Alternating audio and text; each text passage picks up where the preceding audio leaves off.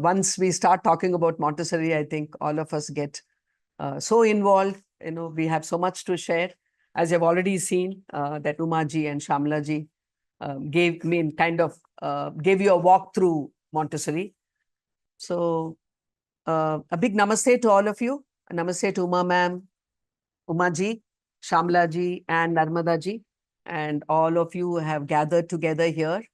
It is indeed a very special occasion, and I'm so happy that this year Jayashree would be doing it independently on her own. She's really worked very hard for it, and so I mean, today I think it took me back to a conversation that I had with Meenakshi ma'am. So I called her up one day. I said, "Ma'am, I've got the directorship," and then she said, like as usual, she would challenge us all the time. So she said, "What are you going to do with it?" So I said, "Ma'am, I think my vision is to open a training center in my hometown, which is Mangaluru." She said, "Good, go ahead and do it." At that point, I really don't know why I said that. I had no idea. But I think, I have a large family of uncles who all studied in Mangaluru.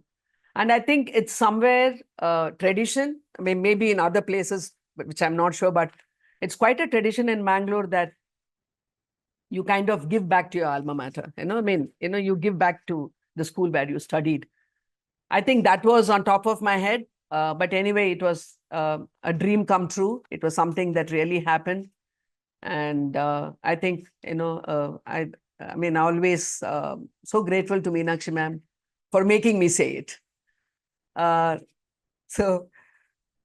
the other thing that I remember a conversation with, I remember her so much today. From morning, I've been remembering her. I think there are days, when you get overwhelmed by, it's like a movie reel that goes back in time and you think 15 years have gone. I remember coming to her in 2008 and I said, I just want to be with you. It's like coming back home for me. And I think 15 years have gone and it's like a journey. And therefore, I suppose you remember all the people who made it happen. So like what Shamlaji said, I think we are handing over a legacy to all of you. Hope you carry it forward. Hope it reaches out to, hope you're able to reach out to more and more children in all parts of our country. Because I think if you want me to put Montessori in one phrase, it's about redefining education. I think we don't have to work too hard to come up with a method. We have to just carry that torch of, I want to redefine what is education. I want to make sure that children learn in a more happier manner, in a manner that is so natural to them, so organic to them. I think that is where, when Meenakshi ma'am said that, I think I called myself as a teacher and she reprimanded me. She said, "You're not a teacher, you're an educator." I said, "Okay, ma'am, sorry." But then that word has sat in my head for so long. And I think it makes a difference when you use the correct word. Because a teacher teaches, right? You just sit down and you think you know everything and then you want to teach. But I think when you say you're an educator, it's like helping children learn. Like we call ourselves as facilitators. So we facilitate learning. In fact, I think the method is so wonderful. I mean, we do talk in psychology about psychosomatic, how the body and the mind are connected. But I do work with children who have difficulties. I was just watching this child today. She's 9 years old.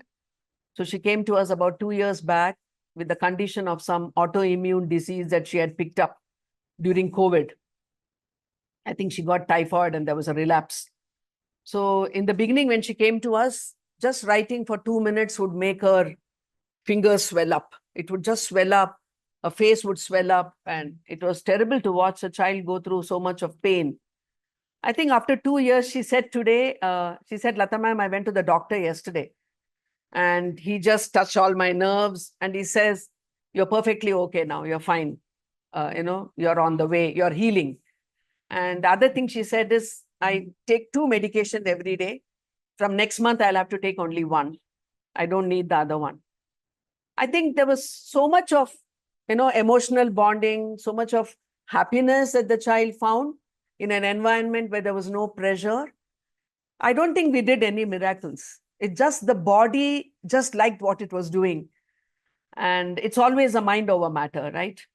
I think these are the stories that, we don't go out and tell anyone, but these are the miracles of Montessori. I mean, there are so many incidents where the body is healed because of the mind.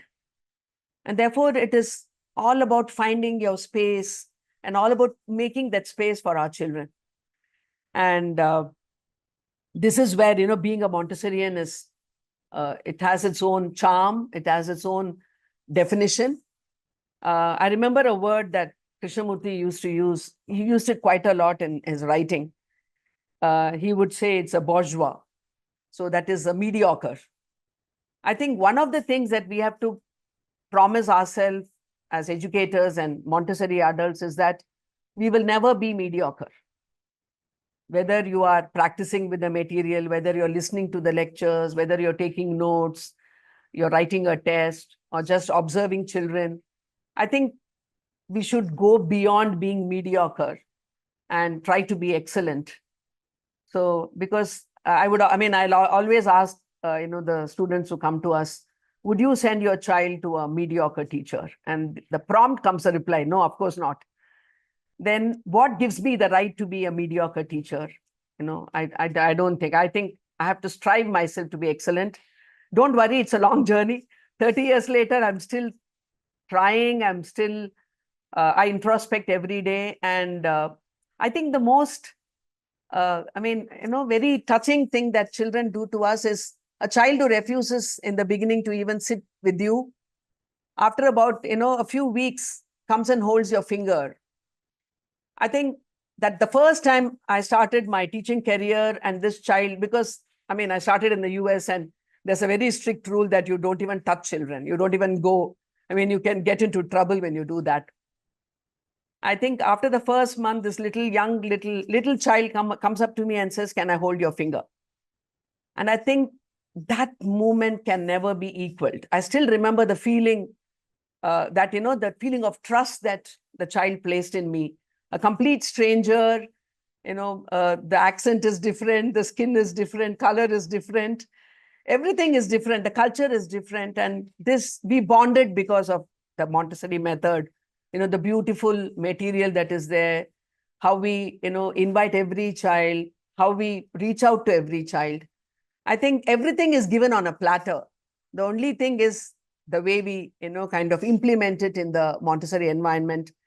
That, like what Meenakshi ma'am said, that makes you an educator and not just a teacher. I think a few other things, maybe another 2 minutes, is that the other thing that differentiates us from being a teacher is that our entire, service to the child is based on observation. It's not, based on any curriculum or theoretical facts.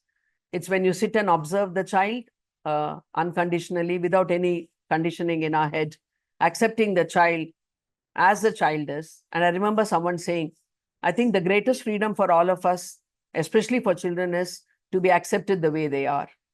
And that is so important, lesson that we learn from children, because they accept us the way we are.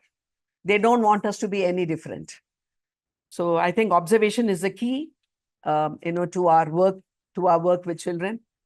The other thing is that I think, like what Meenakshi ma'am said, there are phrases we have to change so that we can work better with children. I think the other thing is, we keep instructing our children all the time. I think somewhere, as the course goes, all these will be unfolded. We think children are not intelligent enough. They're not born with intelligence. So we need to instruct them all the time. I think we need to change that word to suggestion. I think the power of suggestion is so great that if you suggest when the time is right, like we have this mantra, at the right time, in the right manner, for the right purpose, I think it works wonders with children, because you're observing and then you're offering the suggestion. And that is so important. Therefore, we have to be careful about these words that we carry in our head. I think the other thing that Dr. Montessori talks about is, she differentiates the biological love from the intelligent love. So she says there's something called, that is of course the biological love which we have for our own children, children who are related to us by blood. But she says what is more superior than that is the intelligent love, that the love that the teacher has, or the Montessori, the adult has for her, the children who are under her care. Because when you say that it is intelligent love, it is love for the child, and we are actually able to see what is the true nature of the child. And of course, all you have to do, like we have said, we don't have to work very hard. The method does literally 80% of it for us. We have to just make sure that we do that extra 20% to help our children become independent, do the work by themselves, for themselves. And then I think integrated personality, where, it's like like they say, the head, the heart, and the hands working together. So that is integration of personality. And then you hear a very unique word, which is called as normalization. And Dr. Montessori says all children are born normal, but somewhere the environment they, grow up in, because of the obstacles, there is deviation. And therefore, when they come to us at 2.5, they need a lot of care, they need a lot of time, they need a lot of space in order to feel secure in the environment, safety. And then, that to, like, again, I don't know, like I said, Meenakshi ma'am has entered my head today.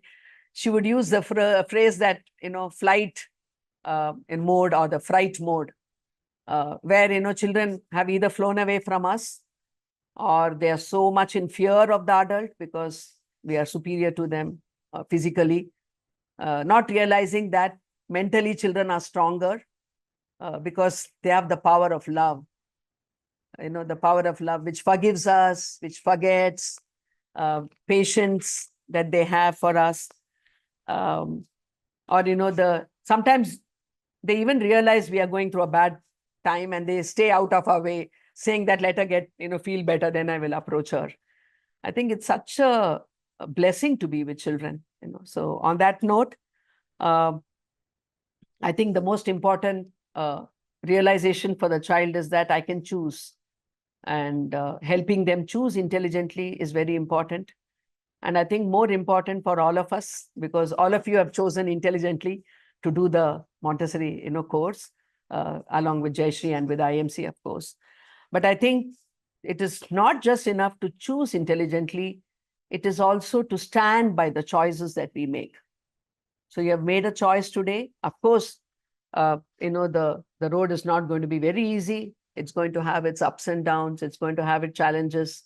But I always feel it's not about that piece of paper you get at the end of the year. It's how much of effort you put into that to get that paper, because then you will treasure it. If something comes easy, there is no value for it.